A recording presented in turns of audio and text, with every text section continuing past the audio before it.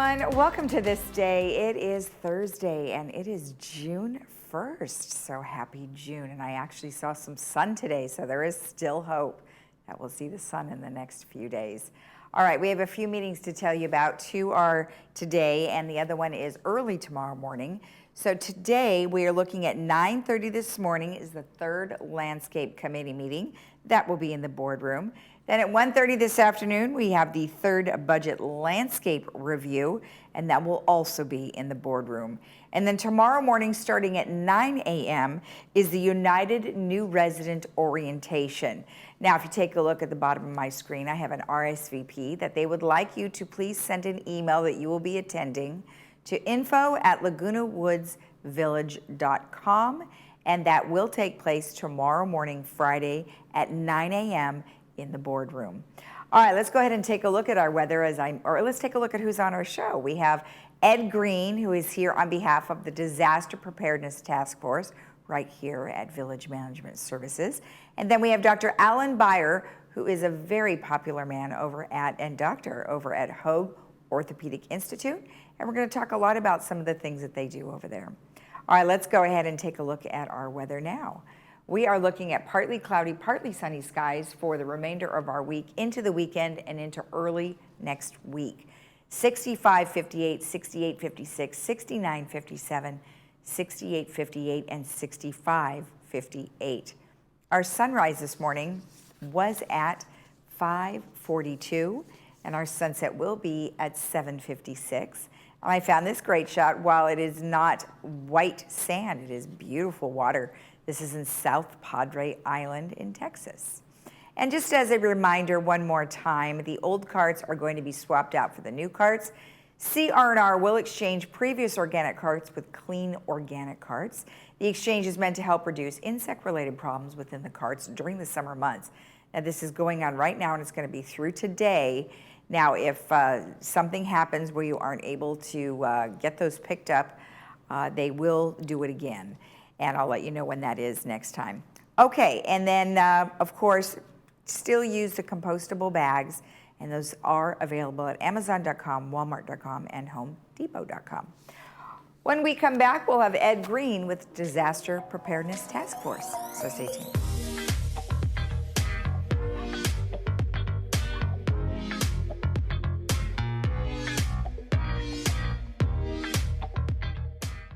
The Salvation Army Orange County is proud to be a leader in providing comprehensive care to families, men, women, young adults, seniors, and veterans in Orange County. Our shelters provide food, clothing, counseling, housing navigation, and job training. We also provide care through rent and utility assistance, food pantries, anti-trafficking services, adult rehabilitation, and youth programs. Donate today to help families in need and empower individuals towards self-sufficient life. O'Connor Mortuary has been healing hearts, inspiring trust, and comforting souls since 1898. As one of the oldest family-owned and operated mortuaries in California, we are proud to be a long-standing pillar in the community. Our unwavering commitment to providing support in a time of need is what sets us apart and allows us to build strong bonds with each family we serve. Thank you for choosing us for 125 years. Welcome to OCI Care with Dr. Vyas, Laguna Woods' most trusted premium laser eye surgery and comprehensive ophthalmology center. Located in the heart of the Laguna Woods community, OCI Care specializes in laser cataract surgery, glasses-free cataract surgery, microscopic glaucoma surgery, diabetic eye checks, routine exams, and all your other eye care needs. Dr. Vyas and the OCI Care staff believe in one-on-one care and the patient-physician relationship. Come in for your appointment today for a lifetime of better vision. Did you know that the Laguna Hills Lodge was originally built as a place for relatives or friends to stay when they were visiting? In 1968, Laguna Woods' residents built the first two buildings of the lodge because they wanted a place close by for visitors to stay. Since then, the lodge has become the spare bedroom for the Laguna Woods' residents. The lodge has received the TripAdvisor Award of Excellence 8 years in a row. We invite you to stay in one of our recently remodeled garden rooms and take advantage of a special offer for Laguna Woods' residents, family, and friends.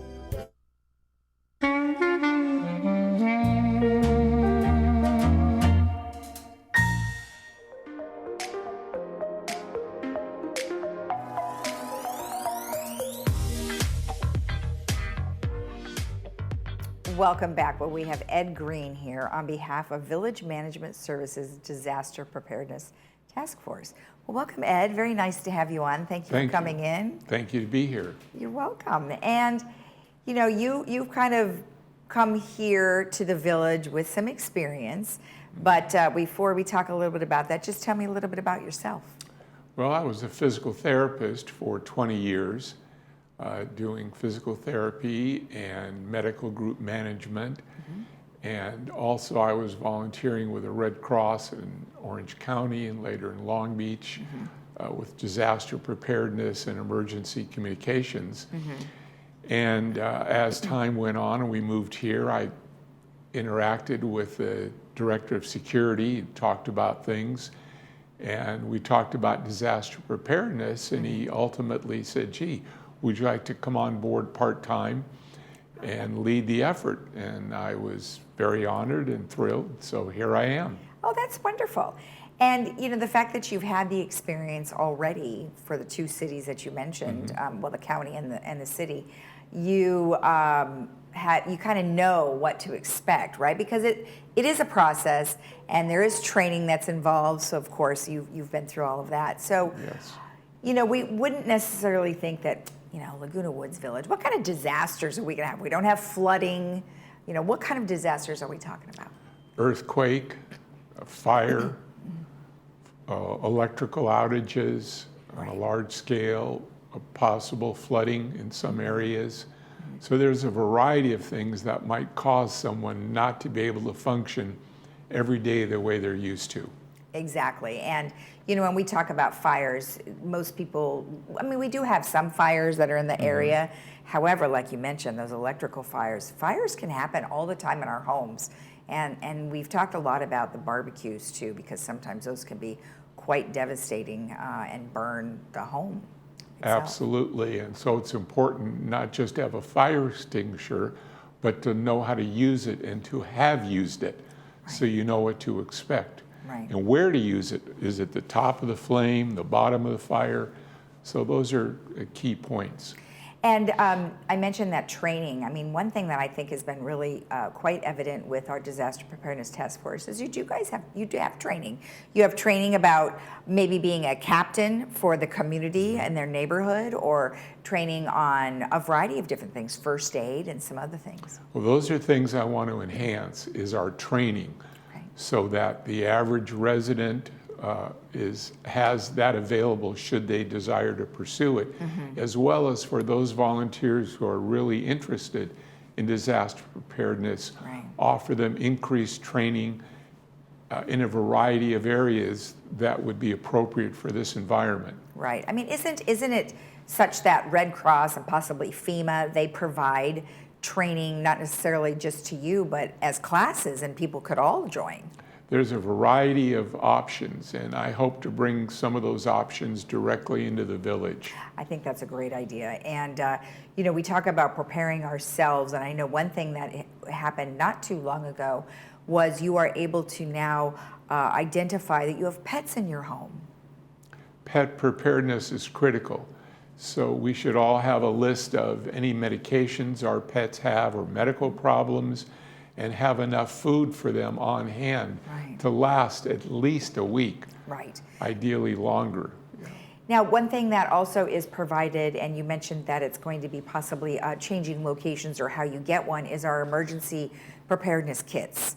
Now, we do have an example on the screen. That's not necessarily what ours includes, but give us an idea if someone would like to get one of those, what do they need to do? They can simply call the disaster preparedness office. It's staffed by volunteers from 10 to 12, Monday through Friday. Okay. That will be changing as we look at easier ways of providing supplies to our residents. It may be online, it may be through the phone, but we're looking at different ways of doing that. Okay, fantastic. And then I think we often ask ourselves, you know, just how much water, how much food, you know, and also where do you store it? I mean, oftentimes we don't have the space. Well, that's a big challenge. People think they have to have huge barrels of water, or they buy bottled water in the markets, and the problem is those have expiration times. Right. The safest thing is you can get packets of water that we've been selling. And they're small packets, they can be stacked, and they take up very little room compared to major barrels that you may not have the room for. Okay. All right, so you do have those available? Yes. Okay, fantastic. And then I guess another thing is, you know, when we talk about having these types of items, are they expensive, or are we looking at not too costly? They vary in price a lot. Generally, they're not expensive items. And when you think about food, they have bars, and I've had them. They're fine. They taste okay. They'll keep you going. And so they can be stacked. They're small, and they provide the nutrition you need for a day. So there's ways of really economizing on space and cost for those items. Okay, and then let's say two people were living in a home, and for how long would they need these types of items? Is it 2 weeks? Well, it varies with a disaster, but at least 1 to 3 weeks, depending upon your situation and ability to maintain those items. Okay. All right, perfect. And then one other thing I wanted to ask you about is, you know, we talk about the physical disasters that happen here, although I've been reading that we might have a very warm, hot summer. What should people be aware of other than, you know, fire danger? What about for themselves? I think they have to be sure they don't become dehydrated. It's one thing to say, oh, I feel great, I'm going out for the day, we'll be hiking.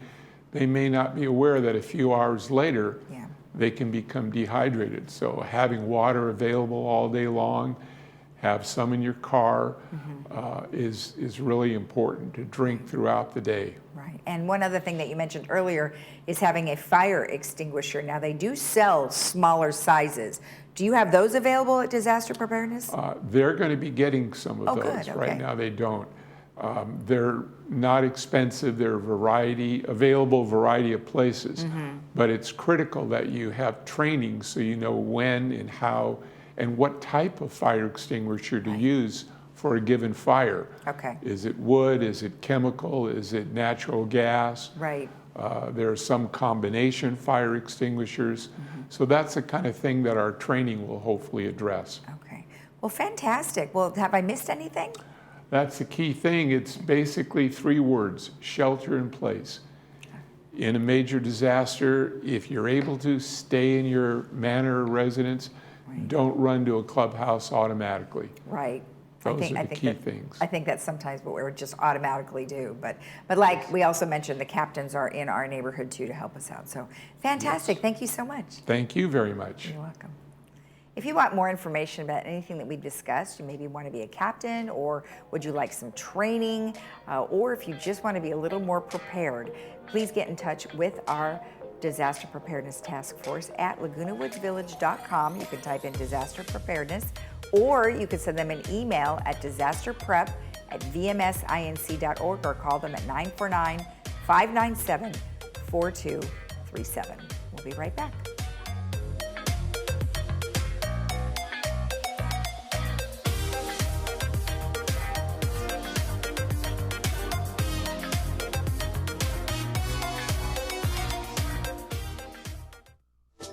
Your body is made for work, play, and adventure. All the things that make life amazing. But when pain gets in the way, turn to Hoag Orthopedic Institute to get you back to doing the things you love. At Hoag Orthopedic Institute, we're experts at getting you out of pain and back to golf, running, or yoga.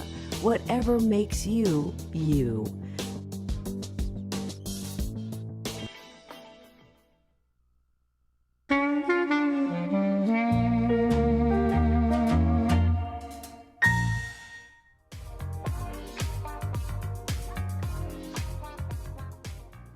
Welcome back. Well, today I'm joined by Dr. Alan Beyer, otherwise known as Doctor in the Dugout. Well, welcome. Very nice to have you here on that side today. Nice to be here. Most of my appearances have been here, me interviewing some of our newer doctors in town, so it's nice to swap places. Well, we appreciate you coming in. I know you're very busy and there's a lot of things going on. And what we're going to talk about today is, you know, injuries and how we get those injuries by golf, tennis, pickleball, all sorts of things that they do here in the village. But before we do that, just give me a brief synopsis of yourself and how long you've been doing all this. It's been a long time. I'm a displaced New Yorker, as you can probably hear. I grew up in Queens, trained in the city in Manhattan at the Hospital for Joint Diseases. I came out here in 1981 to do my sports medicine fellowship with Dr. Curlin and Dr. Jobe up in LA. Those are the sports medicine guys back then, thinking I was going to go back to New York and be a sports medicine doctor in New York. I mean, I'm a New Yorker, right? Yeah. I was out here about 4 days, and I realized there was no way I was going back to New York. The weather got me. Yeah. And I've been here in the same practice. After I finished that fellowship, went into practice in Orange County, a small 3-man practice. And now over 40 years, we've grown it, and we're 24 providers and still growing and new locations. And we've built a little bit of a machine down here in Orange County, and it's been good for patient care, good for orthopedic surgery, and just very, very fulfilling. Exactly, and that's why you said you're only going to be semi-retired at some point, right? Right. You know, I always say that I'll leave the office probably in a body bag someday. You know, that's how that'll happen. Well, patients and athletes all over probably the country come to see you for a variety of different ailments. So let's talk about some of those things that we do here in the village that can certainly cause a lot of issues. For instance, golf. Golf, well, we're a 365-day-a-year golf, except this last few months. We're usually a 365-day-a-year golf area. And, you know, we take advantage of it. It's great to be outside. Even during COVID, the number of rounds of golf that were being played during COVID was up like 30% because it was the only thing you felt like you could do. You were outside, you weren't really close to other people, and you were getting some exercise and getting some fresh air, and that was all good. So golf's a big plus. Yeah. But by the same token, there are some things that one has to do to ensure their ability to keep playing golf on a regular basis without doing damage to themselves. And we see a lot of golf injuries. Most are overuse injuries, or as people get a little bit older, put a few more birthdays on the body. It's a lot of lack of stretching, you know, being tight. As we get older, stretching becomes more and more important. Strengthening becomes less and less important. So I tell people as we get into our 50s, 60s, and beyond, that really spending a little bit of time stretching is an unbelievable aid to preventing injuries. And the best way to treat injuries is to not have them occur in the first place. Exactly. And someone that you interviewed that we all know, Freddie Couples, who plays golf here locally, he's avoided surgery. Freddie's a great guy. I've gotten to know Freddie pretty well over the years.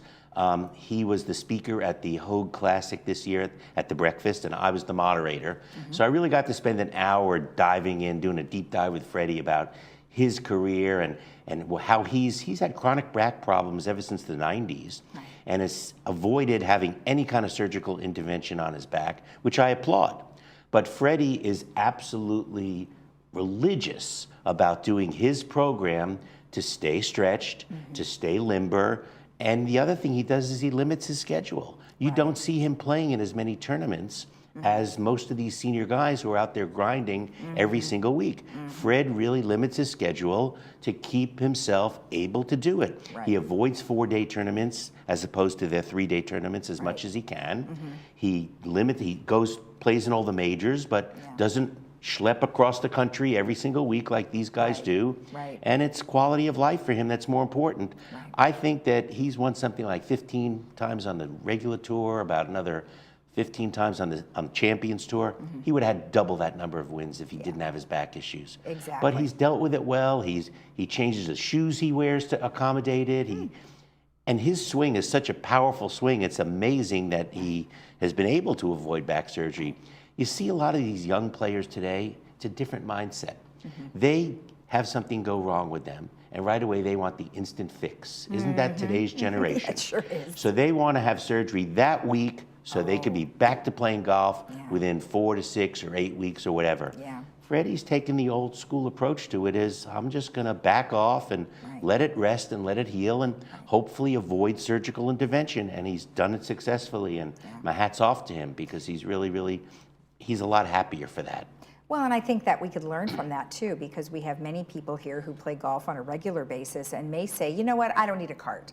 I'd rather just walk, but maybe they should use the cart to alleviate some of that. I agree with that. A cart is a double-edged sword. You know, golf was invented to be walked. And if you can walk golf, even if you can just walk 9 holes and use a cart on the back Okay, 9, there you go. great compromise strategy. Because the walking is good for your tempo, it's good for your pace, it's good for your cardio, as opposed to just tooling around on that golf cart and rushing up to your next ball and rushing right into the shot. Walking really gives you a lot better tempo to play golf. But that said, if a person has foot problems, neuropathy, ankle issues, some bad knee issues, and can't walk 9 or 18 holes, by all means, they're still getting the enjoyment by using a cart. So I tell people to do what they're comfortable with. Okay, perfect. Let's talk about tennis and pickleball. So pickleball is the latest craze, of course. So many people they're taking over the tennis courts to play pickleball these days. But there are similar situations happen with both those sports. They're very similar. I like to say that pickleball been very good to me. We saw a huge increase in injuries when pickleball started to get really, really popular. Couple of reasons. Tennis players tended to be a little younger and in better shape. Tennis players tended to be a little bit more fanatical about their workouts and their preparation for tennis. They stretched a lot. They did all the right things. As people added a decade or two to their lives and started to play pickleball, they figured, oh, well, look how much smaller the court is. I don't have to worry about being as conditioned as I did with tennis. And that's actually a cause of a lot of the pickleball injuries. The tennis court is rather large. It's a large area for one to cover, especially in singles. The pickleball court is much more compact. So people will play pickleball and they'll be on this little tiny court and they think they can get to every single ball no matter where it is on the court. Right. Whereas in tennis, when somebody hit a good passing shot and you realize, I got no chance at that ball, you let it go. Right. You didn't strain to try to get to it. Pickleball's the exact opposite. Everybody thinks they can get to everything. So they start reaching for things and stretching for things that they can't get to comfortably. And we see the Achilles tendon injuries, we see the forearm strains and elbow strains. And it's really part of it is the learning process of learning how to appropriately play pickleball. Right. You can't get to every shot, and believe it or not, strategy in pickleball is much more important almost to the casual player than in tennis. You can play pickleball without moving a lot if you really know the strategy. Right. So it's opened up a whole new avenue for people who don't get around as well, who aren't quite as fit as the typical tennis players, but it gives them the opportunity to get out there and compete. And that's what it's all about. Right. So in terms of tennis and pickleball, stretching would also apply, right? Oh gosh, I think that spending 15 minutes stretching before you play either of those sports, and that's true for golf too, is just incredible. And I give all this advice to people and I don't do it myself. You know, I see a patient at 12 o'clock, I'm on the first tee at 12:20 and I haven't spent a second stretching, right? I should listen to my own advice, but stretching is very, very important. I actually myself go to a place called Stretch Lab once a week where, you know, a lot of people use trainers in the gym and stuff like that. I actually get stretched, passively stretched once a week, and I find that it's done wonders for improving my range of motion of my shoulders and my hips and other joints. It's something that people really should look into as we add years onto our age. Yeah. Now, you were recently inducted into a Hall of Fame. Yeah, it's funny. It's with a couple of awards. The Toshiba, what used to be the Toshiba, which is now called the Hogue Classic, has been on for about 24 years. I've participated in it all 24 years that it's been a tournament. I've played in the Pro-Am all 24 years. I've kind of been the medical director for some of the injuries that have come up during the tournament. So this year, at the 24th occurrence, when Jeff Purser, our tournament director, was stepping down as tournament director, I was elected into the Hogue Classic Hall of Fame. Big honor. Most of the people in the Hall of Fame are golfers, and I'm not a golfer by any stretch of the imagination. I mean pro golfers. And it was a nice recognition, and it was just nice to be, it's been great to be involved and raise money for Hogue through a great cause. The county, the city of Newport Beach really rallies around the tournament. It's a great event. It's a great and event. I'd encourage anybody who has any kind of interest in golf to attend the event, because you just get closer to the golfers. The crowds aren't that big. It's names that you remember for the last 30 years that are playing. It's a fabulous event, and it was a big honor. Well, congratulations. Thank you. And we appreciate you taking the time to go over all this with us. Well, it's been a pleasure to be here. Thank you. If you want more information about anything that we've discussed, you can always watch Dr. Alan Beyer on Doctor in the Dugout on Wednesdays at 3:30 and Sunday at 10:30, where Dr. Beyer interviews lots of different doctors about lots of different subjects. Or you can always get in touch with Hoag at hoagorthopedicinstitute.com. We'll be right back.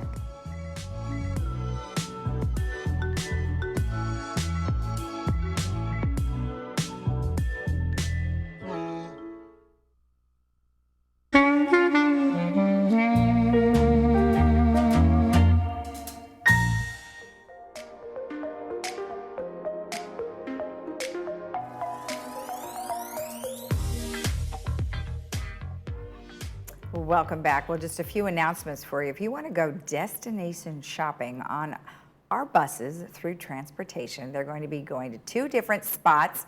One is on June 6th and the other one is June 20th. On June 6th, they're going to the Arbor and the Orchard. And then on June 20th, they're going to the Orange Tree Square. Now, if you want to go, it's $10 per rider. You can call transportation at 949-597-4659. Now, of course, Father's Day is right around the corner. And if you would like to celebrate Father's Day, Recreation is putting on a fantastic brunch. That's going to be on June 18th in Clubhouse 5. You will need to get tickets, reservations for that. So please make sure that you do so. And if you want more information, go to recreation at vmsinc.org. And then one last thing I wanted to let you know about is also in the month of June, we're going to have a discussion about brain and spine. And this is going to be put on by a variety of different doctors from our local memorial care. And you can be introduced to the physician panel. That is going to be happening on June 19th from 5:30 to 7. And as we get closer, we'll give you more information about that. Okay, let's take a look at our weather. We are looking at partly cloudy, partly sunny skies for the remainder of our weekend into the weekend. 65, 58, 68, 56, 69, 57, 68, 58, 65, 58. You can rewatch our program at 12:30 and 5, Monday through Saturday, or go to our YouTube channel, Village Television. Have a great day. We'll see you tomorrow. Bye-bye.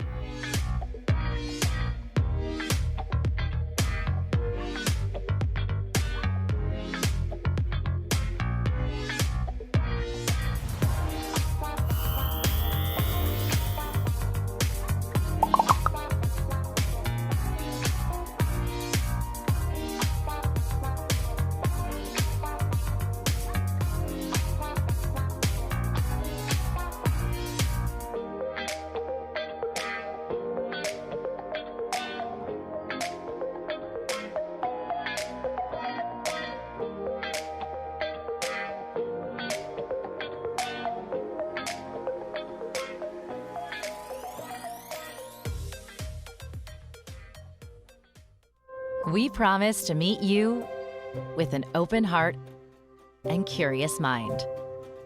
To never have the answers before we've heard your story. Because you are not everyone else, and healthcare is not one size fits all. Highest performing hospital, top ranked physicians, 50 convenient locations, right here in Orange County. You, empowered by Hoag.